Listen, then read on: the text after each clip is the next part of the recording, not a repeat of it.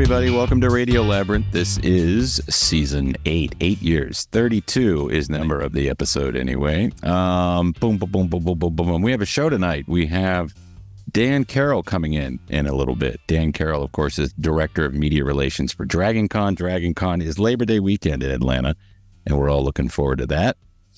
I still have to sign up. And Jeff, are you going this year? Yeah, I got approved already. Dustin, are you going? No, I may hit the parade. I think the kids want to do the parade, but I don't know about walking the floor. Well, it's 12 days from the time of this episode's release.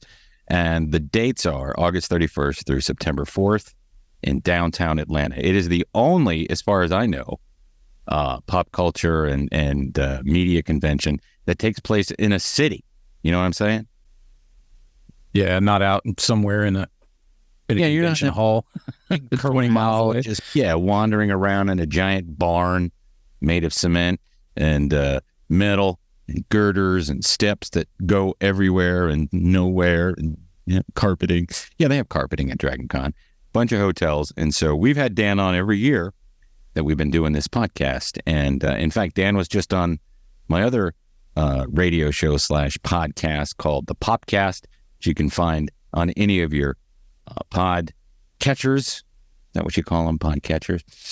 So we'll talk a little bit more in depth this week with Dan and just talk about what's going on down there. So stick around for that. What else? Hey, we have been doing Patreon shows, and we want to continue to do these Patreon only shows. We don't have one this week, but we want to do them. We just want to know what you want to, hear about. The shows that we want to talk about. I think next week when Steph returns, we'll talk about Justified, because that'll be on episode 7. And that means there's only one episode left, right? There's only 8, Jeff? Yeah, I think so. Yeah, I'm behind on episode 6, but we'll get all caught up and we'll probably drop that next week. But if you want to become a Radio Labyrinth Patreon member, you can just go to patreon.com/Tim Andrews and sign up at any level you want, and you'll have access to the Patreon only shows. And that could be $1, it could be $10,000. Who has that to spend, every month on a podcast? I don't think a lot of people do. Anyway, I'm spending all my money on fudge rounds. I hear that. Yeah, you are spending all your money on fudge rounds. Are you making fun of that guy? You one of those people that buys into he's a right-wing dog whistler? I just don't like them making fun of fat people. Oh, well, okay. Everybody has a problem. Who is this now? He's fat. He looks fat. We'll talk about it in a few minutes. I call him Red Sheeran. I know that Ed Sheeran is a ginger, but this guy's, redneck, whatever. Anyway, we'll talk about him later. Oliver Anthony is his name, Dustin, if you want to Google him. I want to say thank you to our executive producers. The executive producers on Patreon, it's $25. And with that, you get a T-shirt and a printout of one of my drawings that I've done. There are several. We have yet to find a place to host any of these things, but we're working on it. Anyway, thank you to our Patreon producers, Tim Slayton, Brian and Chelsea Smith, who we hope to see at Dragon Con, Jeff Peterson, Jim Fortner, Terry Fuller, Chris Chandler, Roby Neely, Kevin Jackson, Mike D, and Matt Carter. All very decent people. Thank you very, very much. So all you have to do, go to patreon.com/Tim Andrews to sign up. Speaking of the Popcast, Dan Carroll was my guest last week on the Popcast. This week on the Popcast, I have 4 guests, and it's so jam-packed that not all of the interviews are going to make it onto the radio show, which is Saturday nights on WSB Radio, 7 p.m. if you live in the Atlanta metro area, or if you have the WSB Radio app and you want to hear it live, 95.5 FM, 7:50 a.m. But it also becomes a podcast the following Monday, and I have Steve Gustafson, or Gustav. How do you say it, Jeff? Gustafson. Gustafson, that's right. There's an A in his name. The bass player and one of the founding members of 10,000 Maniacs, who I think I first saw with Jeff in 1989, and they're still touring. Mary Ramsey just left the band because she didn't feel like going on tour anymore. It's not a negative thing. He was very positive about her. A full hour interview I did with him, and the full thing unedited will be available on the podcast. Also on the show, the guys from Please Don't Destroy. And those are the three young guys who are writers and performers for Saturday Night Live. And they do those great viral videos, right? They're continuing the tradition that started with Albert Brooks way back in the 70s. And before these guys, I guess it was Lonely Island guys were doing Lonely it. Island. Yeah. Yep. And the weird thing was I did all this prep for that interview. And, two of them, their dads were writers and head writers for Saturday Night Live. But as soon as I got connected, I asked the publicist who was online with us, I said, can I talk about SNL? And she said, no, I'm sorry. I'm like, oh, fuck. I did all this prep, talking about their dad's work and everything. But it ended up being fun. I'm editing it right now as we're recording this. And they were cool guys. They're going to be in town on August 23rd at Buckhead Theater. If you like them and you want to see them live, they're very funny. And they had never heard of the show Fridays. Wow. Really? But they're very young. And I said to them, what do you guys like to watch on YouTube? And they're like, oh, Conan stuff that we didn't see because we were too young. And I said, what are your favorite shows? And they named two shows that I had never heard of. And I am officially really old, but both of the shows look good and they looked funny. So anyway, moving on from that. Hey, we're going to be at Atlanta Pizza in Euro on Sunday, October 22nd. We don't have a time yet, but put it on your calendar because we're going to do all sorts of fun stuff. We're going to have prizes. We're going to try to get guests to come out. Hopefully that could happen. And we're going to try to record it. But even if we don't, we'll have all wonderful desserts that you guys all bring. And we'll have, of course, the great food that Mike Hall will provide for us and the restaurant provide for us. So, Jeff, you were talking with Mark Schrenkel. I don't think we've addressed it on the show since you talked to him, but no season 3 for I Am Shauna Ray. Yeah. The TLC's not picking them up. Not picking them up, but they're trying to shop it around to other networks. They have that ability, right? Yeah, and I think they're working on their own stuff. I think they're trying to get a podcast started, and they're doing their... Shauna has her own YouTube channel and stuff. And Mark's picking up. Yeah, he's doing good. Mark need to just catch started up his own, too. Yeah, we need to catch up with him because he's done a lot for us. And, of course, the Red Box Troll and Sly. He's and not to mention that he's a talented guy, funny and she's talented in her own right. But Mark's a really decent, cool guy. He's your cousin. And he's my cousin. So we got to have him on again and get an update. Yeah, I think they're coming to Atlanta. So hopefully we can talk to him either before they get here or after they come. Yeah, that's right. We're going to try to go to the Center for Puppetry Arts. I think that would be kind of neat.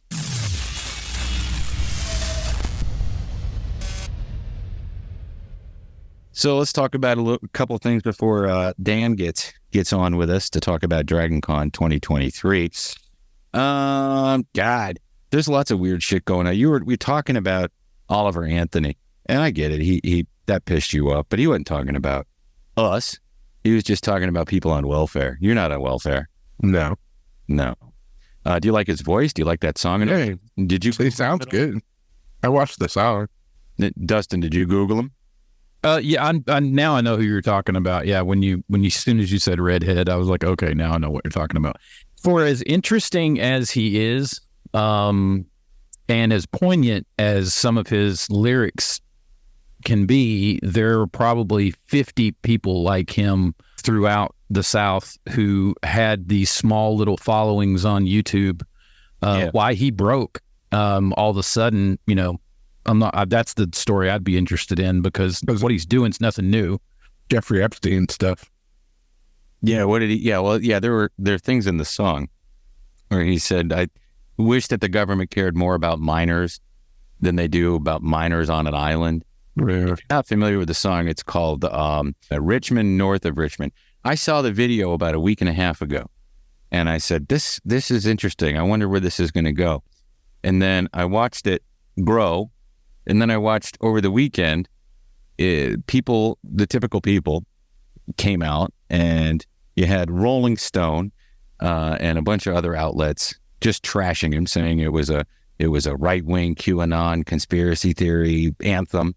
And then you had, on the right, you had the National Review and Reason Magazine and other conservative outlets trashing him because he's assuming that America isn't a place of opportunity anymore. And you had like the Mitt Romney types going, "Ooh, you can always find a new job." Anyway, we don't talk politics and stuff too deeply on here, but it's just interesting to watch a person sing a song and have a good voice and have that Appalachian type of country music talent, right? He's talent. This song's great. His voice is nice, and his other songs are pretty interesting too. But to just trash him, and this happens with movies. It happens with Star Wars or anything where there's a gender or a race swap of a character. It always happens, and now it's happening to people on the right. So is it real? Is it organic? Or is it just that negative marketing that pushes somebody into the forefront? And I mean, he's going to have, millions of sales on and streams on these streaming and download sites, right? And he's going to tour now. And he's going to make money. It's just fascinating to me that is the way marketing is done now. And with this guy, it's going to be the same thing. He gets pushed into the spotlight, and now everybody's got a microscope on him, and people are picking sides. It's the way anything is. Yeah, they went to Twitter and his YouTube page, and they found these videos from 2001 from ABC News and Fox News that are talking about people dancing outside in New Jersey watching the World Trade Center come down, and they're like, "Oh, he's this and that," and blah blah blah blah blah. So it's all dumb, just dumb. Same thing with the Snow White marketing. Nobody knows what that movie's going to be about, and Disney's not doing themselves any favors of letting the star go out and babble on like the young woman that she is, and trashing the original story.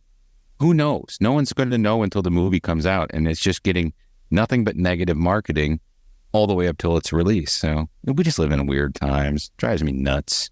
A lot of times I'll ignore all press about something if I'm interested in seeing it and then just go watch it. But it's really hard, especially working in media, to do that. Do you guys ever feel that way about stuff? Does it annoy you at all, or are you able to tune it out better than I am? I'm not one that listens to people's opinions on things that I like. I'm very much want to make my own opinion. So it's hard. YouTube now, it's like something comes out, if you've got to turn it off before, but you've got, a home screen that has spoilers in the titles most of the time for anything. So yeah, if I want to watch something, I try to watch it quick as soon as it comes out, as soon as I can. And then I dive into all the crap that's put out there. I wish I had that luxury. And Jeff generally gives things a shot because you have a curiosity and an interest, and you like the people that are in it, or you like the theme, and I just get so bogged down sometimes with, I'm not going to watch this because too many people are talking about it. So at least kudos to Jeff because he's not swimming in negativity. Very true. I mean, he is. I try not to. I mean, look at him right now. He's fucking seething. Yeah, I'm mad. I'm super mad because you had that Star Wars spoiler alert on your Dan Carroll interview, and you didn't warn anybody. What are you talking about? You said Darth Vader was Luke's father. How dare you? Oh, I'm sorry to all the young. I'm sorry to my son Gilbert in advance. Probably won't ever see Star Wars, but yeah, well, he might. Who knows? He'll certainly never see it the way we got to see it, without the fake Boba or without the fake Jabba the Hutt at the end of it. Anyway, that doesn't matter. But yeah, I mean, I guess it was 2017. That's really when it started. We had been doing the podcast for a long time. And then all this stuff started happening. They were talking about Dan Harmon and talking about this and that. And I kind of got wrapped up in that stuff. And then I, dialed way back on it. And now I like talking about these cultural phenomena that go on because it's out there. And I think that, people get so wrapped up in it. Listen, when it comes to that Oliver Anthony guy, you either like it or you don't. And not because of his politics or your politics, but just listen to the song. 30 years ago, everybody would have been loving that song because it's pro-labor and pro-work and stuff like that and blue collar. And nowadays, everything is just swimming in garbage politics. And that's how... No, I was going to say that's how Jason Isbell got his start, was songs like that to a blue collar group of people that really got behind him and the drive-by truckers for doing stuff like that. So But I think that time has passed. You don't have that. It's not the same anymore. No. Everything is based on algorithms and who's going to look here and who's going to fight here and who's going to get likes and clicks and retweets or re-X's and shit like that. I mean, you look at TikTok, the weirdest things go viral. And most of the things on TikTok, and I'm not talking about influencers, because TikTok has, influencers, a lot of young people who do cool things that they come up with on their own, and they have a big following. And I think that's pretty cool because they've created their own niche, right? Or niche or whatever the fuck. But then you have people who get hundreds of thousands of views and all they're doing is posting someone else's content. And that bothers me, a little bit. I'll sit and watch old Saturday Night Live things while I'm looking at them. They're getting hundreds of thousands of views and they didn't create anything. And, they're getting whatever monetary reward there is for that sort of thing. It's just crazy. Everything's algorithms and weirdness. Like this Tiffany Gomez, right? This, that motherfucker is not real. Yes, that lady. And now there's new video coming out. She did an apology video. She did an apology video, but it looks fake. Yeah, she's reading the whole time. You can tell. Reading the whole time, and then you find out that she this whole time when you didn't hear anything about her, she's setting up social media, setting up a website, and now her website's going to be focused on anti-bullying and mental health. And still, she has never addressed what happened on that plane. Right. Here to do that. And now, because she didn't do that, and because all this stuff is set up, there's a subgenre of people saying that she's a crisis. I mean, it just always happens this way, that the weirdest people go viral and get famous. I just want to say, listen here, you crazy big-titted psycho. No, that's cyberbullying and sexist and all those things. It's just weird. It was funny. The video was funny, but there's always an aftermath. She's pretty interesting. We'll have to see what happens with that. But I'm not interested in her beyond that video, and I don't know why anyone else would be outside of that video. But I've seen videos on TikTok that are insane. Like this guy on TikTok is tracking down the geolocation based on the number. I don't know anything about this stuff. He's some sort of hacker. He's like, she's a Department of Defense employee. I'm like, get out of here. She's a marketing person. Who knows? Don't get ramped up in it. Just watch. I need to do what Jeff does and just watch more TV and just be accepting of it. Are you getting into the Hawaii conspiracies? I know about them. I don't get into them. I know about them. That was tragic what happened over there. Yeah. Very tragic. And those homes were all wood, and it was a neighborhood of Hawaiians who refused to give up. I mean, it was the original capital of Hawaii before the U.S. took it over. And none of those people wanted to give in to developers and condo makers and stuff like that. And lucky for them now that they can get, low interest loans from the government or just sell their land. But they had no warning, right? No warning. Yeah, right. Fire just consumed them and so many people are dead. I don't think that there was a giant space laser that started those fires, but that's one of the theories. Yeah. I don't know. I mean, we don't know anything. We just know there was a fire and people are, lost their lives. And they're saying that the water was shut off and that there was no fire alarms and shit. Yeah, I heard that. I've heard the power company didn't cut the power off. Yeah. Right. And so it kept spreading. But also the governor is, he's already said that he's looking into, maybe the state buying that land. And it was like, dude, really already? You're already bringing that shit up? The state wanted that land. The state wanted that land because they want to do these complete, these smart cities and complete streets and things like that. That's why there's conspiracies, though, because no one comes out and says what really happened. So everybody makes up their own mind. And because everybody has a platform where they can go say whatever they want, everything is muddied. Everything is muddy. And it's terrible. I heard somebody say that, I heard this on the No Agenda podcast with Adam Curry and John C. Dvorak. They had a guy, one of their listeners, they call their people who provide them with information, they call it boots on the ground. And the guy said that in recent years, all the fire people have retired, firemen, firewomen, whatever, firefighters. The older ones have retired, and that includes management.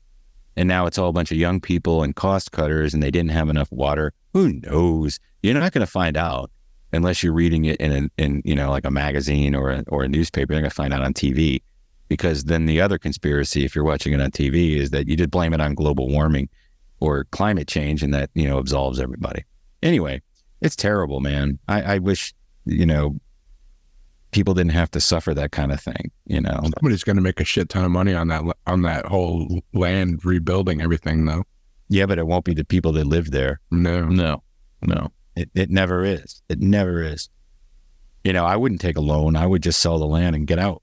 Yeah. There's nothing left. Your house is gone. That's terrible. Okay. I wish Steph were here tonight. She'll be back next week. But I wanted to talk to her about these disgusting Doritos that she had told me about. She said, these are delicious.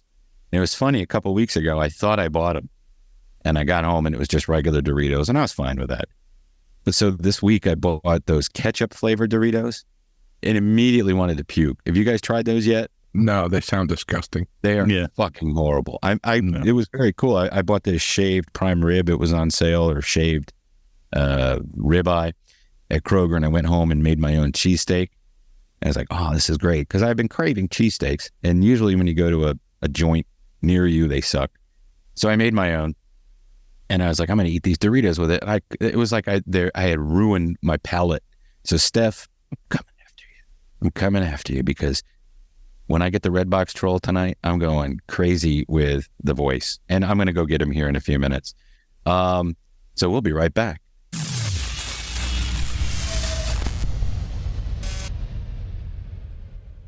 How's it going, man? It's 2 weeks before Dragon Con, so it's hot and heavy just because it's the humidity in Georgia, but we're having a lot of fun. We're going to see you at Dragon Con this year? Well, I was about to ask you, is there a troll membership discount? Because I don't have a lot of money, and I just wanted to come down, maybe say hi, see if there's a lady troll maybe at the party upstairs in the hotel. Well, Troll, we're definitely going to need to get you a membership, but we do not provide discounts for trolls. We do provide discounts if you buy early for next year. I don't have a wallet or a bank account or, cash berries. Look, a lot of trolls have money stashed away. I sure don't have any of that stuff. But you know what I do have? A big heart. Oh, that's awful sweet of you, but no. Yeah. Well, that sucks, man. You could always volunteer. I could do that. I don't have legs. Well, I do. I have legs, but I have a giant hole where my butt would be, and that guy has to put his hand up there and manipulate me like with his hands. I'm actually disabled myself, and there's plenty of things you can do at Dragon Con with your disability of not having legs and having a giant hole with Tim's hand on it. I'm disabled. My foot keeps falling off too, so I'm going to have Mark Howard to sit back on there with glue. All right, I just want to say hi. Wait. Troll? Yes? Do I understand you have feet, but no legs? Oh, you're a lot like Cotton from King of the Hill. That's right. A Chinaman took my legs, took my chin in the Korean War. A Chinaman. Chinaman is not the preferred nomenclature. Asian American, please. Yeah, I know. Okay. I just wanted Tim to be aware of that, because it's culturally insensitive to say things like that. And if there's one thing the Red Box Troll is culturally sensitive.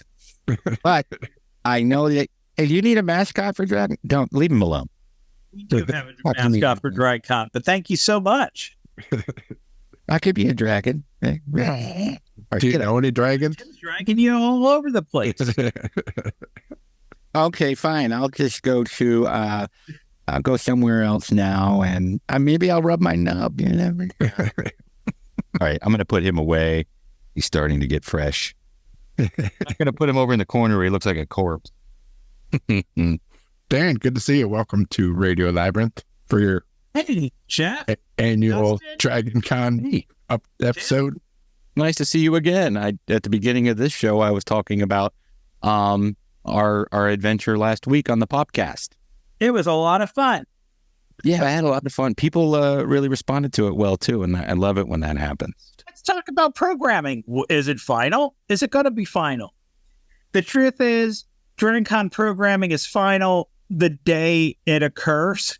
So we're updating it all the time. Even we're updating Sunday programming during the show, Monday programming. So what we've got is a pretty solid baseline of what you can expect.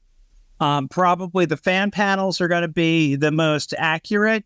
We're always flexible on the big panel rooms because changes occur. So now I'm going to pull this forward, but my head's going to get bigger.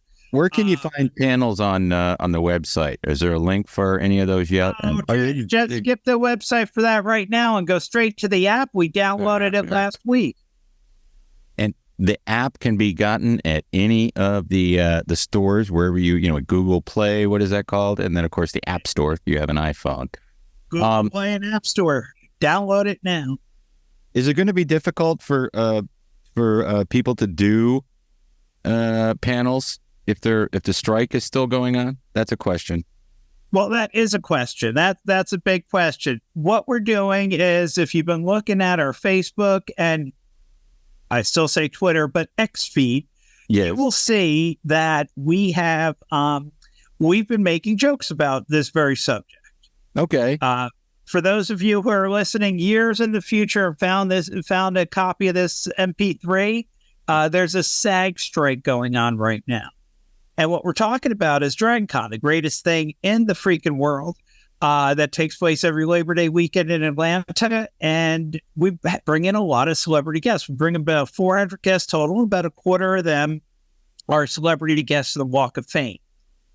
We are looking at lots of different creative ways to make sure that there's conversations going on between the guests and fans where the guests are not violating their requirements according to the strike. They have a requirement on them that they cannot promote current or past projects that they have been working on that were covered by a struck company. There's a lot of organizations out there that have cool people doing reality TV and none of the reality TV is covered by this, by the Screen Actors Guild strike. So Ming Chen will be able to talk your ear off about anything you want to talk over about. Absolutely. And the same goes for Adam Savage is just one example of many. Right.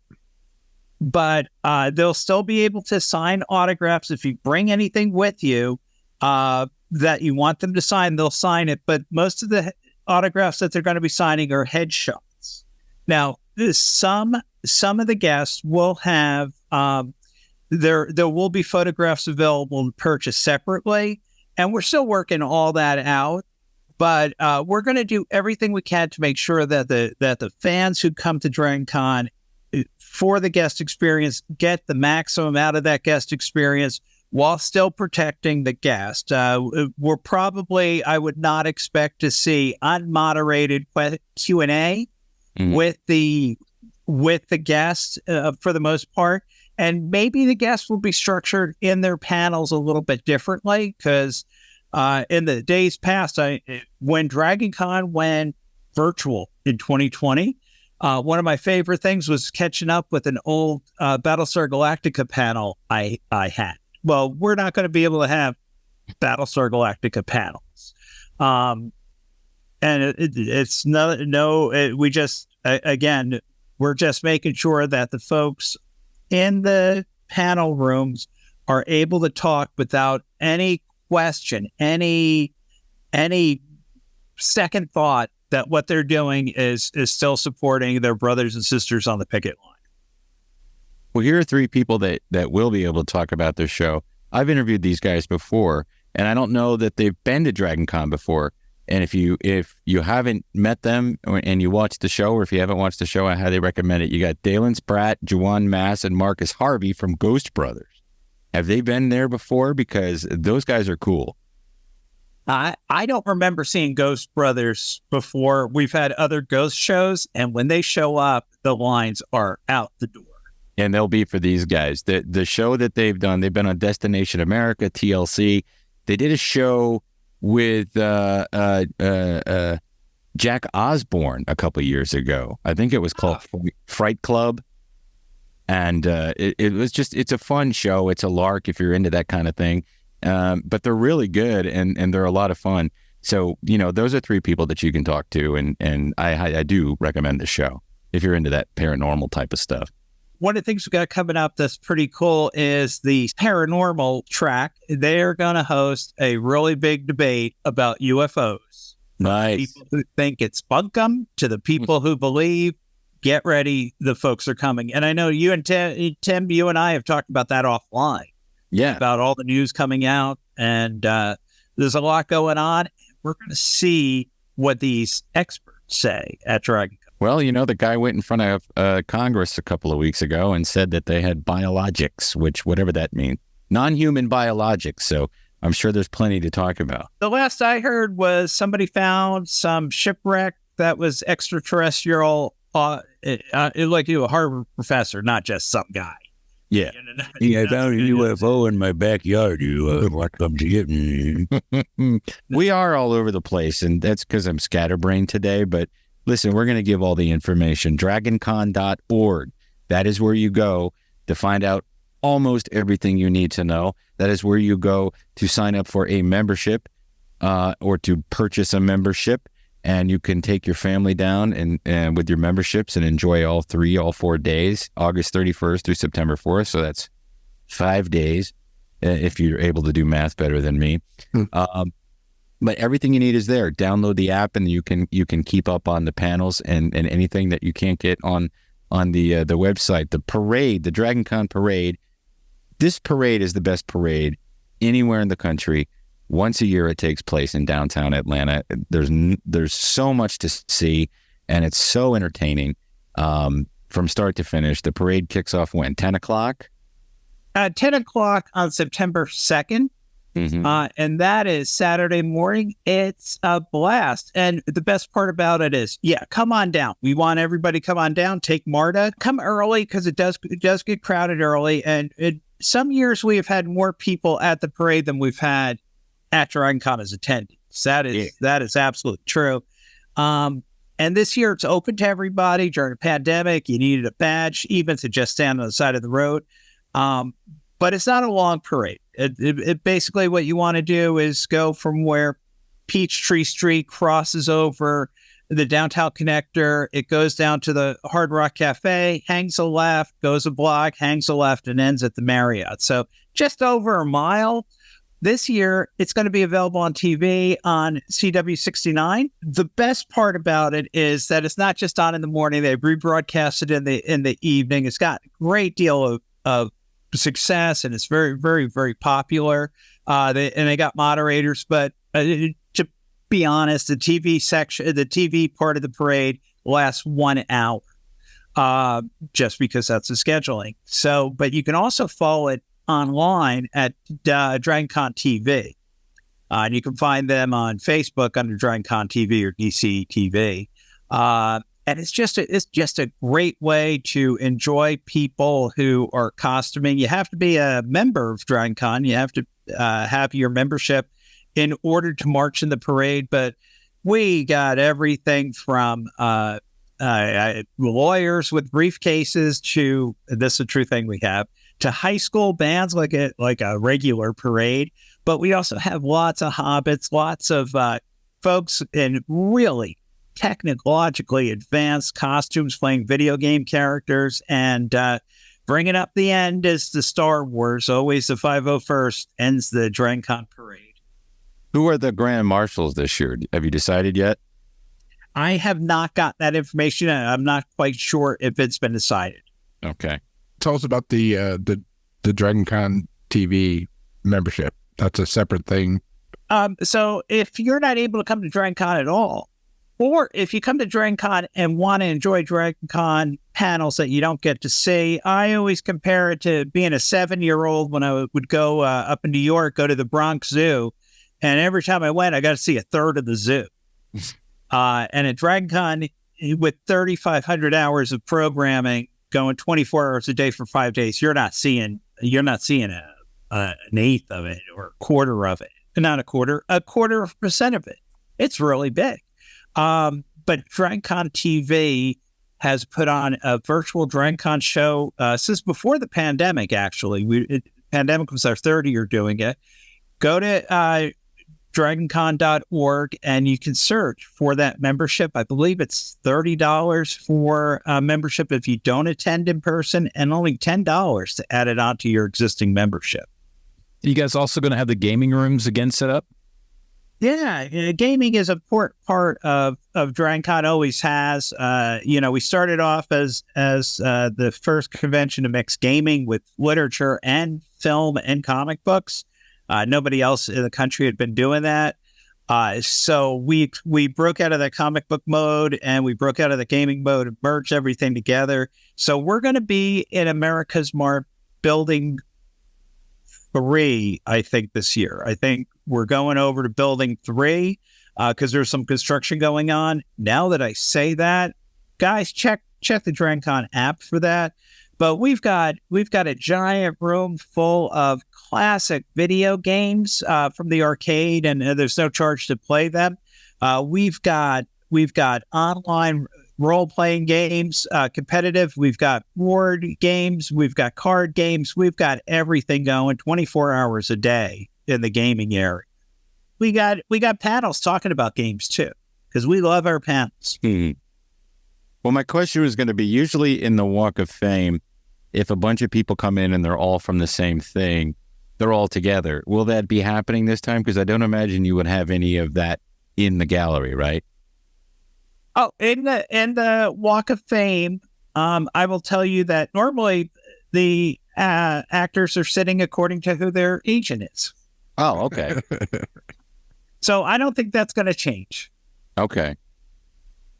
What's the best spot? You want right inside the door as you walk in? Is that the number one spot? Yeah.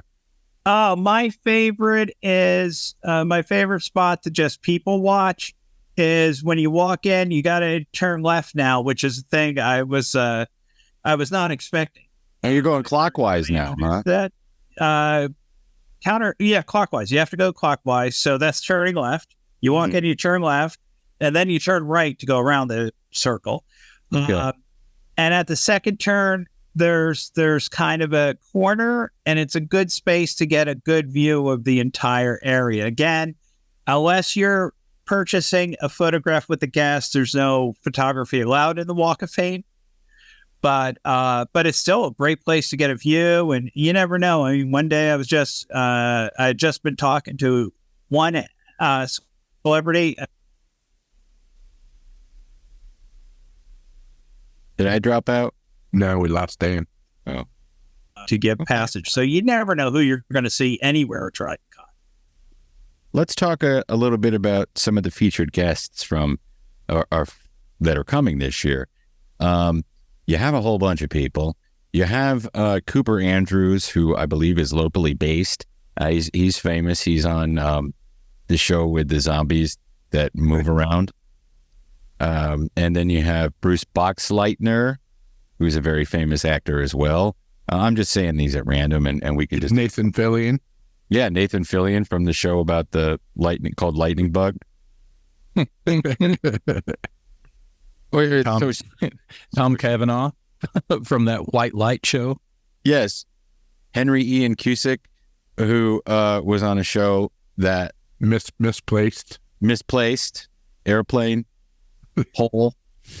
We're just trying to have fun, Dan. I want to keep in the tradition of just having a little bit of fun. I hope you don't mind. Speaking of that, though, perfectly fine with that. What I enjoy when you guys talk is not necessarily the same thing as I could say. I mean, there's plenty of awesome guests who have done awesome things in their career, and we're all the actors, the convention staff, and you guys, the attendees. We're all in the same boat. We need to make sure that we respect boundaries and enjoy as much as Dragon Con as you can in this way. But I'm going to throw out the guest list is so long. Little side note: I always learn my guests by naming the shows they're on. So I'm at a real loss this year. I mean, an absolute loss. But I can tell everybody, if you go to the website, you will see a massive list of celebrities who are coming to Dragon Con this year. But it's not just celebrities. I mean, one of the things I'm really excited about, and I can talk about all of this right now, what I'm about to say, is there's a local writer, Delilah Dawson, and she writes Star Wars books. Highly recommend. I just read her last book, and of course it slipped out of my mind, but the book that she wrote that I really loved was Phasma. So she's writing the high Phasma, Captain Phasma from the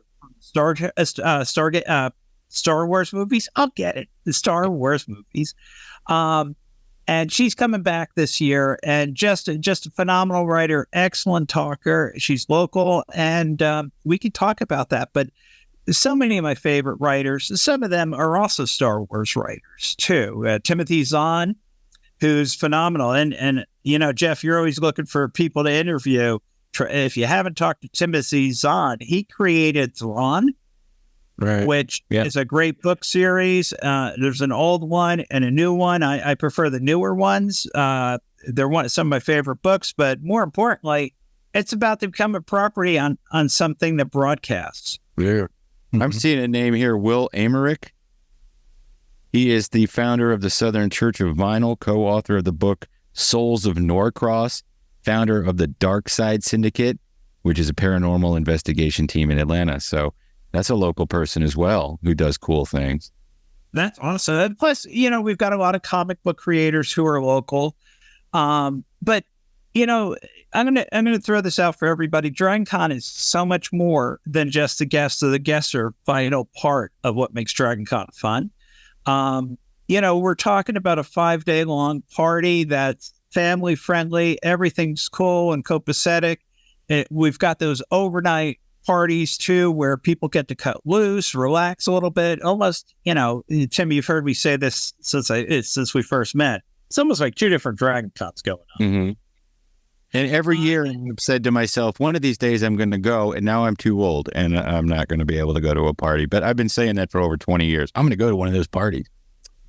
Too late. Well, as I mentioned to our other co-host, Troll, earlier, as I mentioned the Troll, I do have mobility issues. I still get around, but last year I ended up, every time I said, that's it, I'm going to bed before 11, I ended up heading out to a party. Bumped into somebody, a mutual friend at Dragon Con. This is what's great. Lucky Yates. I have not seen Lucky since before the pandemic. Now, was he a guest or was he just there attending? He was a guest. He was at the Heroes and Villains Ball. Okay. Just a fantastic, party over in the Westin. And the next night I made it out to the Star Wars party in the Sheraton, and this was again the year I was going to stay in, but I did make it out the next night to the Harry Potter Yule Ball. Right. So the parties are going, Tim. Awesome. If you need to get into VIP, let me know. We'll hook you guys. I want to talk about the charity for Dragon Con this year, but let me real quick ask though, if I have something that is like a prop from like Sid and Marty Krofft property, could I bring that and have it signed? Will he sign it? Provided it's not a weapon. Right. Yeah. It's a lunchbox. Just a reminder, Sid, Marty Krofft is coming. Marty Krofft, oh my gosh, we didn't even mention that. Marty Krofft is the guy with his brother behind the genius that was HR Puff and Stuff and Sigmund and the Sea Monsters and so many great Captain Cool and the Kongs was, I think, their last production. But he is, as a producer, not affected by the strike. So he can talk about anything he wants to. Yeah, I got solicited to interview a director the other day for a movie that's coming out, and I'm like, how could I? Oh, he's a director. Okay. Yeah. Yeah.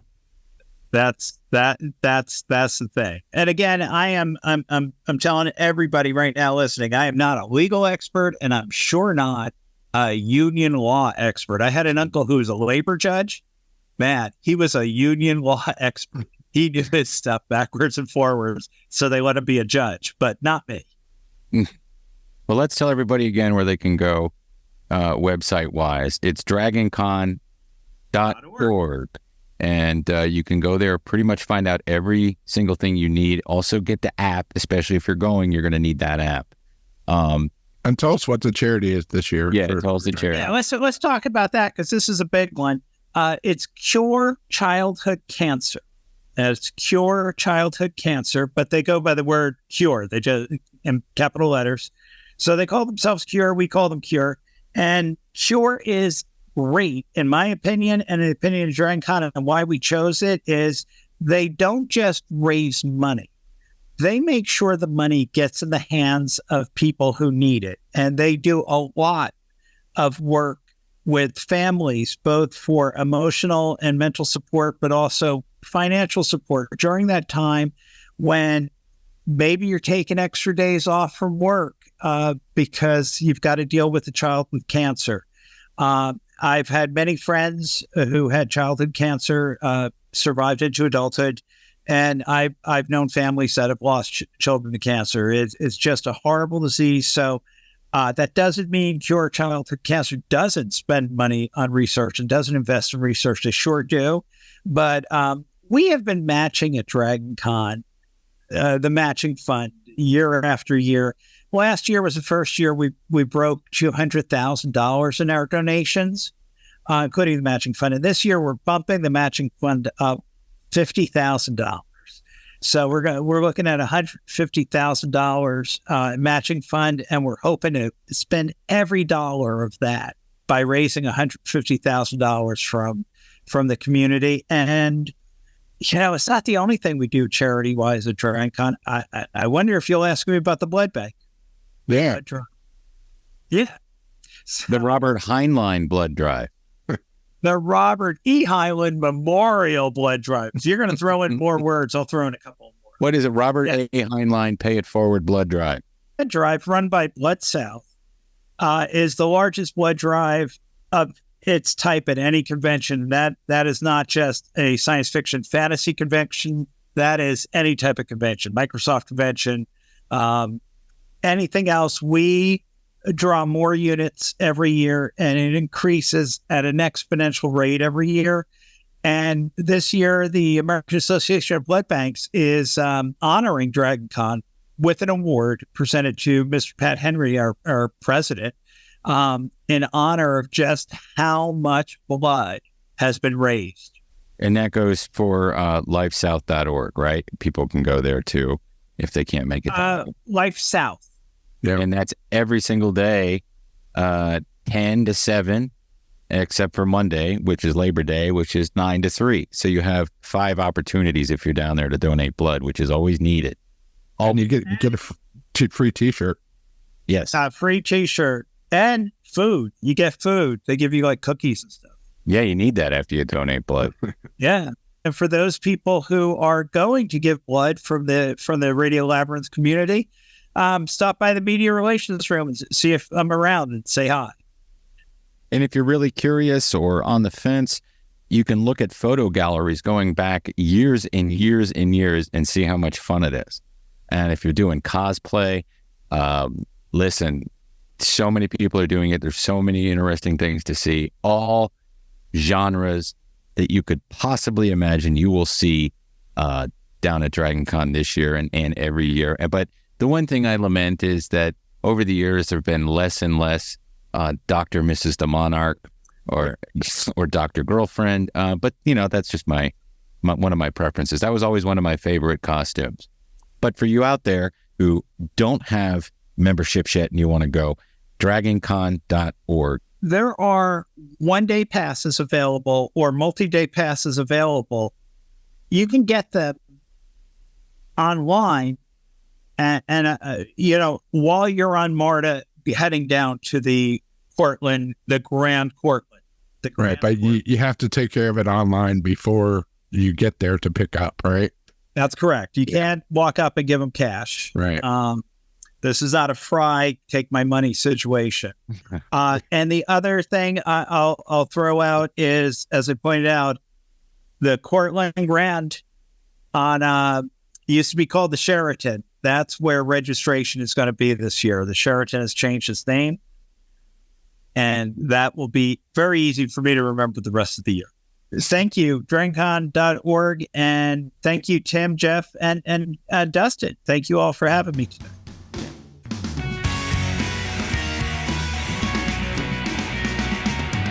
All right, thank you to Dan.